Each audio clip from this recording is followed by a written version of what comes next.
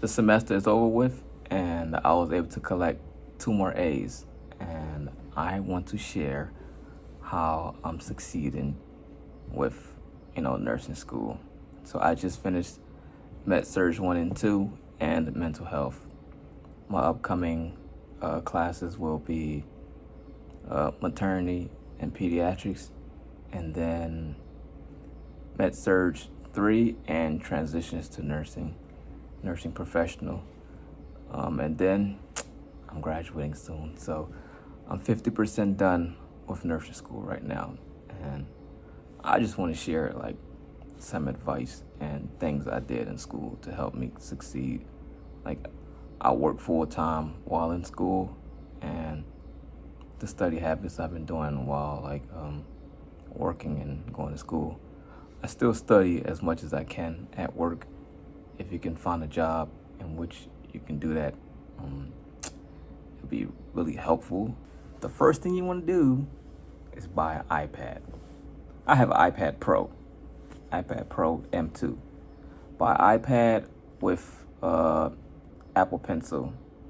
That combo right there, undefeated, man. I couldn't do without the iPad. Well, the note helps. For me, going to lecture, every single lecture, I don't miss a day of class. And writing notes during the lecture, for me, that helps retain the information a little bit more than just reading it by yourself. After the lecture is over with, I go home and I read the chapters that was, lectured on, and that way it's like a double study session. So you have one from the professor, then you have one with yourself, and then Quizlet. Get Quizlet and pay for Quizlet Plus. They deserve it, because Quizlet that's really what's doing the most here. Quizlet is helping with, making flashcards, making notes. I play Quizlet while I'm driving. I play Quizlet while I'm in the shower.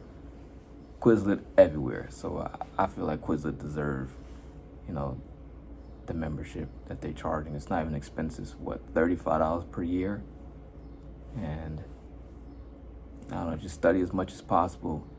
And my books from my school, we have a option to listen to the book, like read out loud. So I do that too. People laugh at me for like saying, "Oh, I read the book." No, we don't read the whole entire book. For me, I have to read the book. Sometimes the PowerPoints to me don't seem like enough information. It seems abbreviated. I don't know. So me, I have to listen to the book.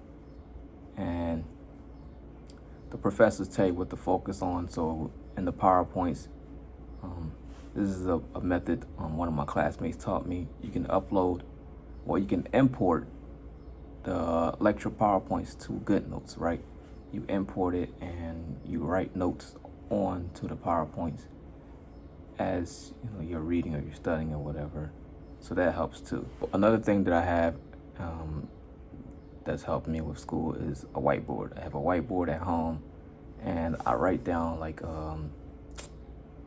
chapters that's gonna be on the next test, and what's due next.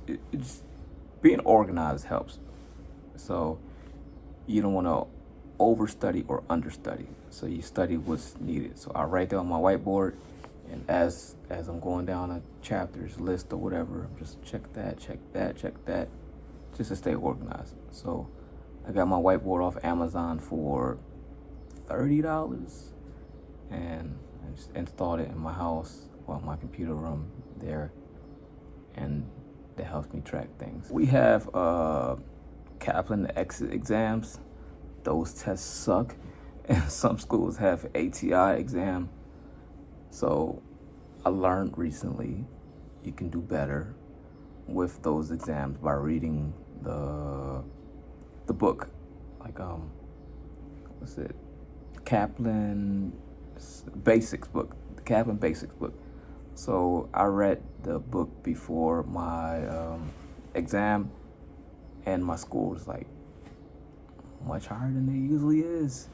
So I don't know if it's because the test was easier or because I read the book, but hey, that's something you can use as a tool for studying Kaplan. And when you're doing Kaplan's, read the rationale. The rationale will teach you why an answer is what it is, and rationales always, help out.